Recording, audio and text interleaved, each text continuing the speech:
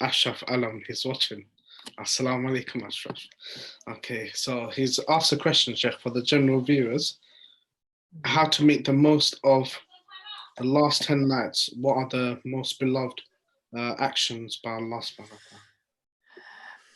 And try if you're halfway of your khatam, make sure you try to finish the khatam. Make sure you try to finish the khatam within one of the odd nights. You will be recognized by the angels. Remember, one of the greatest deed Prophet ﷺ is to do is Jibril is what? In Ramadan, he's to what? Revise the Quran. And he's to finish it. He's to complete it. So that was one of the specific duties of Sallallahu is to revise the Quran and finish it. And in Ramadan, he's to finish it twice. He's to revise it twice. Yeah. So do that first and foremost. Make sure you finish the khatam in one of the, have that plan. I want to finish in one of the odd nights. It can be 25th, it can be 27th, it can be 29th. So make sure you do that. The other one is, I know everyone's donating, but start to donate, as we said, if you can afford it, 400 to 500 pounds to smart causes. Smart causes, you can split them up if you want, or you can give towards one individual institute, yeah, or one individual cause, yeah, and give it, you can spread it out in, obviously you can give it to the one, but you can spread it out in all of the nights. So make sure every night you're donating something to the smart causes, yeah. And when you donate, make intentions, why you're donating, what's the purpose? What's the purpose for yourself, for your families, and so forth. Third, genuinely make du'as for the ummah. Genuinely, not you're emotional, you make dua. La, genuinely, and then go specific in those du'as. The more specific it goes in the du'as, imagine if someone in America is making that same specific dua that you're making, and someone in China making the same specific dua that you're making. Someone in Bangladesh is making that same specific dua that you're making. Someone in Palestine is making the same specific dua you're making. Someone in Kashmir, Afghanistan, Syria, Egypt, Yemen, yeah, Kashmir, Burma, right? In the west part of China, they're making the same dua as you're making. And in the du'as, obviously the one that is making the most in the du'as, they go up to Allah. The ones who say the number of du'as, the same dua, the one that comes the highest number, it will be, for example, it's a specific dua, right? The ummah is making, and it was made billion times. That will be obviously at the top. Wouldn't that get noticed? Of course that will get noticed. When Allah asks, okay, 1 million of my worshippers are making that one same dua, they want this. And they genuinely, proactively, willingly, wholeheartedly, consciously are making it. They're not making it emotionally. They're not making it out of hype, or out of excitement, or out of inspiration. No, they're making it genuinely. Oh Allah, give the ummah this. Oh Allah, give the ummah this. Oh Allah, beg you to give the ummah this. Oh Allah, beg you, do not let my sins be an obstacle against this. Oh Allah, do not make my failures and my shortcomings be an obstacle for the ummah to attain this. Yeah, we're not making the du'as the way we ought to. We just say make dua and that's a make dua. We don't actually do it. And if we do it, it's not genuine. It doesn't come wholeheartedly, proactively, consciously, step by step, step by step. Well, I want it to be established like this, like this, like this. I want this person to lead it. I want these people to be around him. Specify. Make it tangible, make it realistic, make it feasible. Don't just leave it in the air. Yeah? And then you will see that what you're making dua of, you will see it with your own eyes. So make sure you make dua for the ummah, also dua for the past people who have passed away in your blood, and general Muslims, and forgive people from your heart, right? And anything that's making you unstable, ask Allah to make you stabilize. If it's something to rectify, make sure, ask Allah to rectify those matters in order for you to then to achieve greatness, inshallah ta'ala, for the local ummah first and foremost, and then nationally and internationally. Then there's another question by Brother Bilal. He mentioned that he heard that you shouldn't make ibadah in a transactional way, i.e., pray and fast and expect Allah subhanahu wa ta'ala to give you what you want. But in the same time, we are told to give sadaqah. By that, Allah will increase our risk. How do we combine between these two mindsets? And is there a differentiation there, Sheikh? That shouldn't be your ultimate goal. Yeah, your ultimate goal shouldn't be, it's allowed, by the way, it's allowed. Anything that's halal or allowed is allowed. So you can make those intentions, but it shouldn't be your ultimate intention. Your ultimate intention should be, right, you're worshipping Allah subhanahu wa ta'ala, or this is the instruction of Allah subhanahu wa ta'ala, and you're obeying the instruction of Allah subhanahu wa ta'ala. So Allah is the one who said to you, donate and I'll rectify your issue. Yeah, so you're obeying the instruction. That should be your, obviously that's there subconsciously, but that should be your, at the bottom of your soul and heart, the first layer, that should be there. And then you can intend, I'm doing this, I'm doing that, all of this is fine, inshallah ta'ala. And within that, best make the highest, loftiest intention, even if it means getting something for your spouses, gifts, is to make them happy. That's the minimum intention, is to make them happy. What's the maximum? The maximum intention is to make Allah happy. Yeah. Yeah. Another question, Sheikh. How do we calculate the last third of the night? Does it start from Maghrib to Fajr or Salatul Isha to Fajr? Maghrib. The last third starts from Maghrib to Fajr, inshallah. Then the next question we have. Okay, someone is asking, you know, the gathering that you mentioned for the Ahlul Quran. Yeah. Jannah. They're saying, even if someone finds it difficult to memorize, okay, I'm not just going to say memorize, so they should have said memorize or even recite, Sheikh, because obviously it's not just for those who memorize the Quran, is it, Sheikh? Allah knows best. Allah knows best, because ghaibi matter. But if it's not to do with memorize, if memorizing in of itself didn't have a virtue of the whole Quran, yeah, right, then or different reward or separate reward, then there will be no virtue of people who memorize the Quran. So there has to be a virtue those who memorize the Quran. Yeah, definitely. You see, they were called Qurra. So some call them specifically Qurra, i.e. ulama, who memorized the Quran. Yeah, so some gave them precedence in the grave. He said, who memorized? Yeah, so there has to be distinguished made from the ones who have memorized and the ones who have not memorized. Even in this life, we make distinction between the one who recites the Quran nicely, beautifully, alhamdulillah, but he has not memorized it, to the one who has memorized. Yeah, 100%. In Salah, for Salah, who recites? The one who has memorized the Quran more, or the one who did not memorize the Quran? The one who memorized more. The one who memorized the Quran more. Then that distinguished, that virtue is in this dunya life is made. So if that is made, obviously in the akhirah life in Jannah, that will be made also. No doubt about it. Okay, inshallah. Jazakumullah khair, Sheikh. Wow.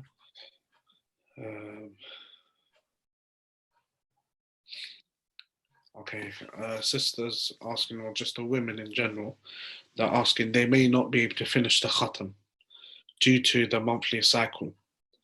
But Sheikh, are they allowed to read if their intention is to finish the khatam, Sheikh?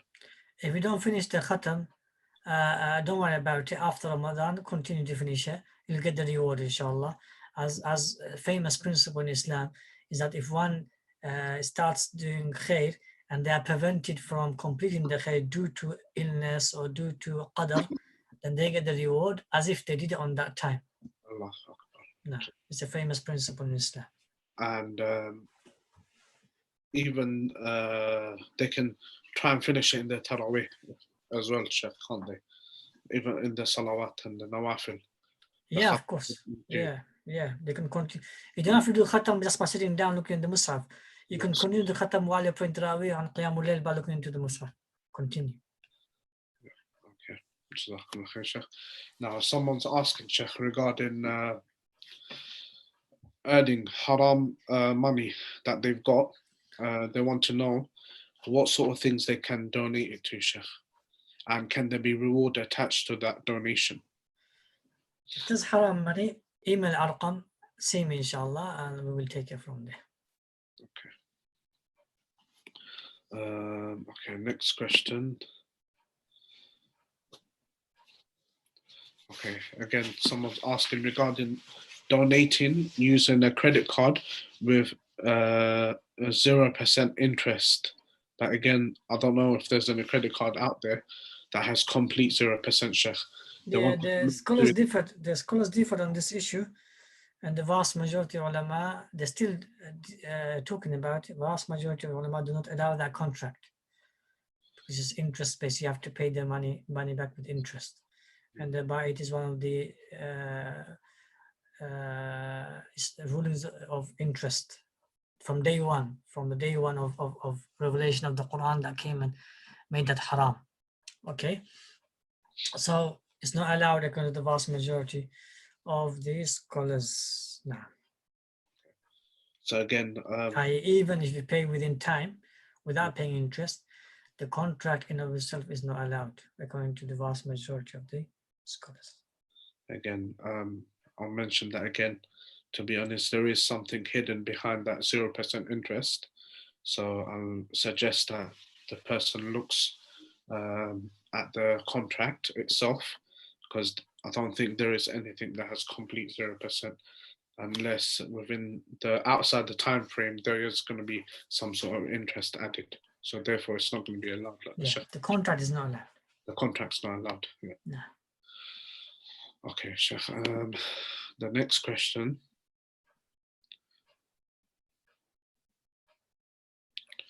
Okay, does one? Okay, they want to ask, what is a smart donation, Sheikh, which you mentioned? Smart donation, which is this is my terminology, my ijtihad. So smart donation, anything, right? Which is a huge, either it's a huge amount that you're donating to a smart cause. So first, it's a huge amount to a smart cause. If it's a small amount, which for you it's a huge. So even if it's a small amount, but for you it's huge, and you're donating to a smart cause, then inshallah you'll get also the reward of donating to a smart cause to transform, inshallah ta'ala. So what is a smart cause? Smart cause is anything that empowers humanity and Muslim, empowers them. It makes them self-sufficient. It makes them fight tyranny and oppression. It makes them gives them the ability to stand on the 2 feet and establish justice. Yeah, it removes sadness and sorrows and griefs and stress from people. Yeah, these are smart causes. Inshallah, maybe there will be a list going out. People did ask me to draw a list. Inshallah, I will be working soon to draw a list up. And inshallah ta'ala, as soon as the list is drawn, we will be sending them out, inshallah ta'ala.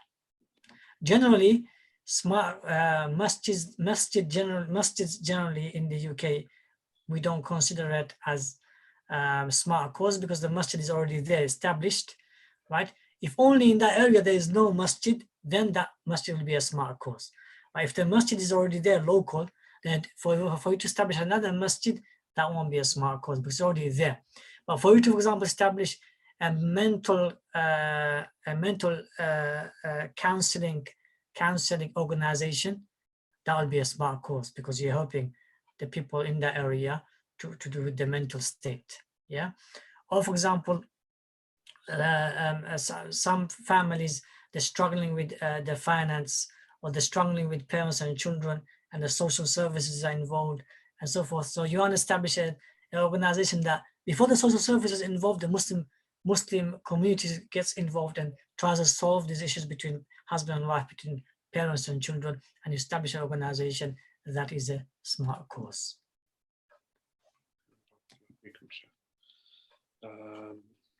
Another question, Sheikh. Can tahajjud be prayed? Obviously, you mentioned tahajjud can be prayed in Jama'ah, but what is more virtuous? One to pray in Jama'ah or one to pray alone? It depends how much bonding you have with Allah subhanahu wa ta'ala. So if praying alone makes you bond with Allah subhanahu wa ta'ala more, they pray alone. If praying in Jama'ah, like the whole family praying together, makes you bond with Allah subhanahu wa ta'ala, also makes you bond with the family, especially if there's feuds in the family and there's jealousy, there's envy, there's a bit of hatred, there's a bit of misunderstanding, then pray in Jama'ah with the family, for this may break the jealousy or the envy or this misunderstanding amongst the family members. Another quick question, Sheikh. Can someone get rewarded by listening to Islamic lectures and videos? Of course. Every khair deed has a reward. Every upright deed, every good, anything that people say good, generally, or Muslims say this is good, right? And you don't intend anything to negate that good. So you're not intending anything, right? That negates it. So you're not intending showing off, you don't intending fame, name. So you don't intend anything, right, that negates that good deed in any way, then the original ruling is you receive the reward in dunya first. Allah rewards us in dunya first. And his reward in the akhirah already exists. So before he rewards us in dunya, the reward of the akhirah already existed. He creates the reward of the akhirah, and then he gives the reward of the dunya. The reward of the dunya, if it doesn't give it, like the way you want it, that doesn't mean it's not given. Doesn't mean it's not given. He may give it in a different way. Or he may delay it. But he gives it one way or the other. It's only very, very few people who he does not reward them in dunya life at all. Like nothing, or for that deed, he does not reward them anything in dunya. There are very few people. And who are they? They are the highest and the loftiest of people. Allah keeps the reward completely in the akhirah. He does not give anything in dunya. Yeah, for a particular deed, he keeps it for the akhirah. And one of them obviously was Abu Bakr radiallahu ta'ala anhu ajma'in. Sheikh, I've got a question. Laylatul Qadr khayrun min alfi shahr. Okay.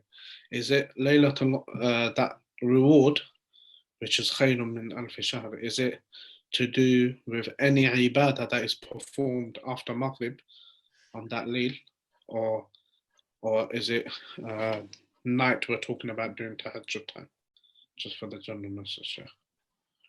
Any reward, anything you do on that night, Jalla wa'ala will reward you. Nah, Jalla wa'ala will reward you alf shahr. Nah. Another question, Sheikh. Reading Quran in a dream, what does that mean, Sheikh? In Fitness Center. That's a cheeky one. Yeah. Even Fitness Center, and inshallah we'll explain the dream. But there's a few more questions I have to ask. When did you see it? How's your bond with the Quran? Was it a scary dream? Or was it a nice dream? All of these questions I have to ask before. Okay, someone's asking, is there such thing as Qadr prayer? Huh? Qadr prayer. Qadr prayer. This is Salatul Qadr. Laylatul Qadr. Yeah, but someone's calling it Qadr prayer. No, there's no Salah as Qadr prayer. Okay, so what do we say for those listeners? The dua is Allahumma innaka afoon tuhibbul afwa fa'fu anni. That's the dua Sallallahu specified for the Qadr nights, or generally the odd nights, or generally the last 10 days of Ramadan to Aisha. And any type of repentance you ask? No, And any type of dua you make as well. no. Okay. All right, Sheikh. There's another one. Can they read dua from a phone or book while they're in their witr salah? Yeah. No. Okay. How can you've answered that already? But again, the listeners here. So again, I'll suggest that that whoever wants any questions answered, especially the Sheikh has already answered some of those questions, to try and listen to the Q&A. It's very beneficial. So help us to understand the religion with the questions. This is uploaded on our YouTube channel. Yeah, it's on our YouTube channel, so you can go back to those. But anyway, I'll ask it again. Regarding the women, Sheikh, who are not able to do the salawat, what can you advise them in the last 10 nights? Dhikr adhkar. Focus on your dhikr adhkar with meanings. Repeat it. The more you repeat it with meanings, yeah, the more it will sink into your soul and to the heart. Eventually your tongue will be saying it, but more than that, your heart will be saying it. And that's what you want. You want the actual heart to praise Allah and glorify Him, thank Him and appreciate Him, and not the tongue. The tongue is weightless. The tongue has no weight in the sight of Allah. It's the heart. The heart can be heavier than the heavens and the earth. Heavens and the earth, this heart can be heavier. If you say Subhanallah, from there. If you say Alhamdulillah, from there. If he says Allahu Akbar, from there. Yeah. Okay, someone's asking this question. Can they use their mobile phone during the salah, i.e. the Quran on the mobile phone? I don't recommend it. I say use the mushaf. Get small mushaf, the print that you can recite on, and have the mushaf in the salah. Why mobile phone have so many stuff in there? Yeah. Definitely. And salah should be between you and Allah, where there's no impurities, where there's no negativities at all. Okay. Where there's no distractions at all. Okay, Barakallahu feekum, Sheikh. Again, some of these questions have already been answered by our Sheikh, especially about the Qadha prayer. It was, I think, answered yesterday or the night before. So if you can listen to the Q&A, then inshallah that will be good. Again, Barakallahu feekum, Sheikh, for doing this wonderful Q&A, alhamdulillah. It's a blessing. I mean, and there's some of our audience that are asking if we can continue this Q&A after Ramadan. We'll try, inshallah. Ideally, what I would say is when our Sheikh has his classes online, inshallah, do try and attend to those classes. Then you can ask within those classes, inshallah. Anything else you want to say, Sheikh? No, Jazakumullah khair. Just try to focus on the khatam. Try to focus on the khatam and try to complete the khatam, inshallah ta'ala, within these odd nights, inshallah ta'ala. Prolong your standing, make the standing a worship. Don't make the whole salah only worship. When you stand in front of Allah, who are you standing in front of? Allah. Yeah. When you're doing ruku', who are you doing ruku' to? Allah. When you're prostrating, who are you prostrating to? Allah. When you're sitting back up, who are you sitting back up towards? Towards Allah. When you go back to prostration, when you sit on your tashahud, who are you sitting tashahud towards? Allah. That position, who is it for? Allah. Allah. So every position is an ibadah of Allah. So utilize every position. When you stand, internalize, I am not standing in front of nobody. This standing of mine is in front of no one. This standing of mine is in front of my Rabb. My Rabb. Make time to worship. Watch how you feel. You love the standing. Yeah, definitely. Sure. When you go to ruku, Internalize it. I am not bowing down to anyone.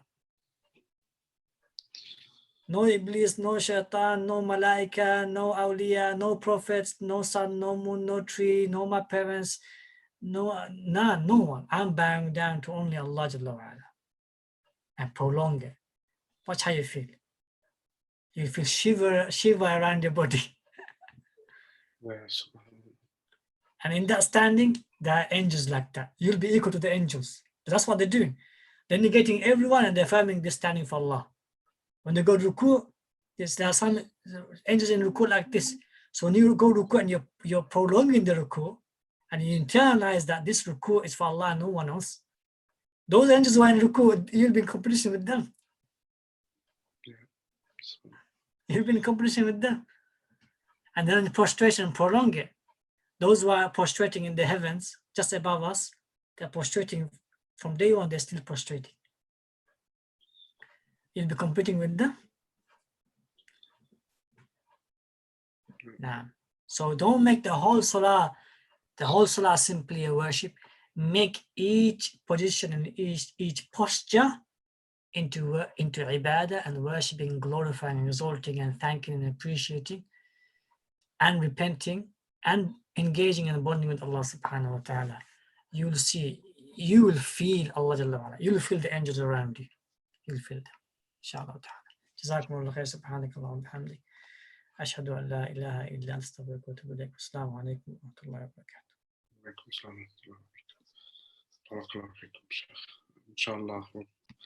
Inshallah, we'll see you everyone tomorrow. Assalamu alaikum wa rahmatullahi wa barakatuh.